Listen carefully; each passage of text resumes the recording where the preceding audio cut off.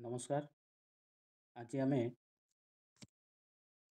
दशम श्रेणी भूगोल रे कृषि विप्लव जो कृषि विषय रु आसी कृषि विप्लव गोटे सारणी रही।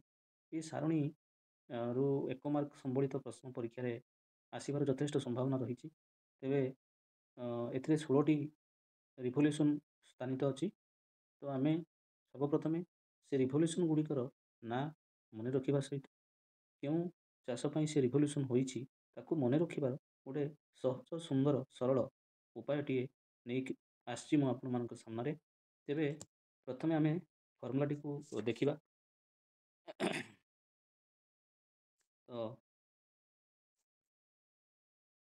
आप लक्ष्य करें एठी मु 8टी लेटर्स लिखी।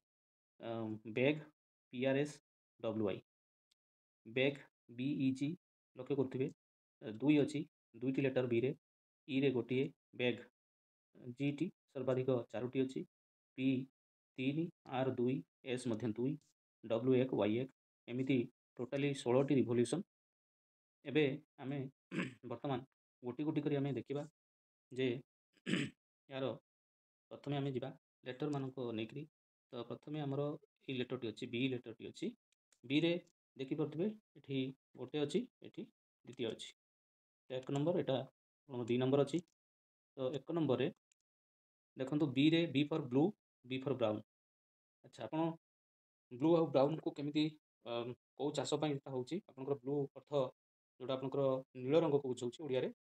तो नील रंग अर्थ जल समुद्र जलर रंग नील बा जलर रंग नील। तेणु जल रे जो चाष हुए दैट इज माछ चाष। इजिली आपण मन रखिए घोषिबार आवश्यकता नहीं। द्वितीय आम नवा वर्तमान ब्राउन रिभोल्यूशन अर्थ बादामी विप्लव होची। बादामी विप्लव रे आपण लक्ष्य करते बादामी रे आपनकर महु चाष एपिकल्चर जोटा रोची एटा आपनकर बादामी रे जाउची। बुझिले कि नहीं। तो तापर आम पाखरे लेटर अच्छी वर्तमान आगु को जिबा ई लेटर टी अच्छी एवं गोटे मात्र रिभोल्यूशन दैट इज आपण देखि परथिबे एभरग्रीन रिभोल्यूशन अच्छी एठी आपनकर लेटर ई एभरग्रीन रिभोल्यूशन। एभरग्रीन माने आपण जानि परथिबे चिर सबुज। तो कृषिर समस्त प्रकार विकास एठी आपनकर ए एभरग्रीन रिभोल्यूशन टा कृषिर समस्त प्रकार विकास पाई। देन आम जी जी रो 4टी लेटर रही जी रे। तो आम गोटी गोटी देखा। प्रथम टी अच्छी आपण पाखे जी फॉर ग्रीन अच्छी ग्रीन सबुज सबुज रंग खाद्य शस्य जो आम कर उत्पादन कर ग्रीन रिभोल्यूशन होती। सबुज क्षेत सबुज शस्य श्यामला। तो मन रखार किसी कष्ट हम ना हेब ना। आम बर्तमान आगे आगू को जी रे आउरी 3टी लेटर आम पाखे बर्तमान अच्छी। तो देखिपे जी रे अच्छी ग्रे बर्तमान धूसर विप्लव बा ग्रे रिभोल्यूशन और सार जोटा आम फर्टिलाइजर रही सार विप्लव सार। तो नेक्स्ट आम जा जी फॉर गोल्डन रिभोल्यूशन। गोल्डन रिभोल्यूशन टा आपनकर गोल्डन कलर आसुची फूल फल चाष गोल्डन रिभोल्यूशन। देन गोल्डन फाइबर आप जापर झोट तंतु बा झोट चाष यहाँ आपंकर रही यहाँ वेरी इंपोर्टेंट। देन आम जी रे सरला PRS को आगे। तो नेक्स्ट आम जा पी रे पी लेटर रे आप लक्ष्य करुवे जो वर्तमान पी रे अच्छी आपनकर 3टी लेटर अच्छी 3टी पी फॉर 3टी अच्छी गोटे हूँ pink P for protein P for poly house. Pink revolution गोलापी जोटा आम कहते गोलापी विप्लव आपनकर गोलापी रंगर पियाज गोलापी रंगर चिंगुड़ी चिंगुड़ी और पियाज आम रंग भेदर चाष pink revolution. Then P for protein पुष्टिसार विप्लव। तो पुष्टिसार विप्लव आपनकर प्रद्योग परिचालित सेकेंड ग्रीन रिभोल्यूशन कहुए प्रद्योग परिचालित। Then P for poly house प्राद्योगिक परिवा चाष सब हाउस भितर। तो सीटा P for poly house.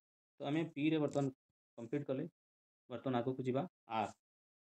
Then are को लक्ष्य करूँ बर्तमान आर रे 2टी अच्छी आर रे रेड रिभोल्यूशन एंड राउंड रिभोल्यूशन। रेड लाल रंगर विप्लव जोटा आपंकर लाल रंग हूँ बिलाती टमाटो एंड मीट मटन मांस ଲାଲ ରଙ୍ଗର ରହୁଛି।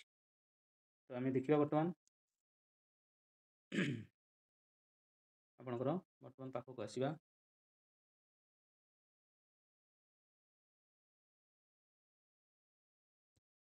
ଦେନ୍ ଆମେ ଯିବା ଆଗକୁ ଏସ୍ ଅକ୍ଷରକୁ ଯିବା।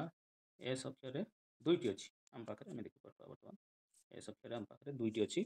ଏସ୍ରେ ଆପଣଙ୍କର ଅଛି S for silver, S for silver fibre.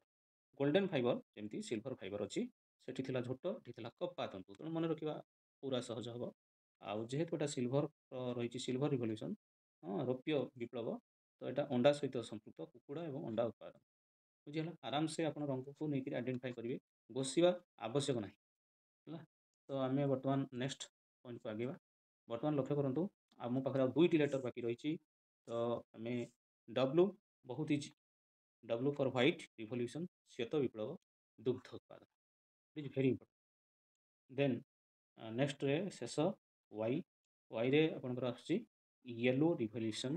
That means ହଳଦୀ ରଙ୍ଗ ଫୁଲ ଫୁଟେ ଯେତେବେଳେ ରବି ଋତୁରେ ଆମର ତୈଳବୀଜ ଯେଉଁ ଚାଷ କରନ୍ତି, ସୂର୍ଯ୍ୟମୁଖୀ ଫୁଲ, ସୋରିଷ ଫୁଲ, ତ ଆମେ ତାକୁ ସମ୍ପର୍କିତ କରିପାରିବା। ଏଇଟା ତୈଳବୀଜ ଚାଷ ପାଇଁ ମଧ୍ୟ ୟେଲୋ ରିଭଲ୍ୟୁସନ୍। କ'ଣ କ'ଣ କରାଯାଏ? ତୈଳବୀଜ ଚାଷ କରାଯାଏ। ଆପଣଙ୍କର ତୈଳବୀଜ ପାଇଁ ଆପଣଙ୍କର ଏଇଟା ରହିଛି। ତେଣୁ ଇଜିଲି ଆପଣ ମନେ ରଖିପାରିବେ, ଘୋଷିବାର ଆବଶ୍ୟକତା ହିଁ ଆଦୌ ନାହିଁ। ତ ଆଶା କରୁଛି ପରୀକ୍ଷାରେ ଆପଣଙ୍କୁ ଏହା ଉପକାର ସାବ୍ୟସ୍ତ ହେବ, ଆଉ ବହୁତ ଉପକାର ଆସିବ। ଏବଂ ଅନେକ ଯେଉଁ ଜିନିଷ ରହିଛି, ଯେଉଁଗୁଡ଼ିକ ଟ୍ରିକ୍ କରିକି ସହଜରେ ମନେ ରଖିହେବ, ମୁଁ ଆଗାମୀ ଦିନରେ ତାକୁ ମଧ୍ୟ ନେଇକରି ଆପଣମାନଙ୍କ ସାମ୍ନାକୁ ଆସିବି। ଜୟ ଜଗନ୍ନାଥ।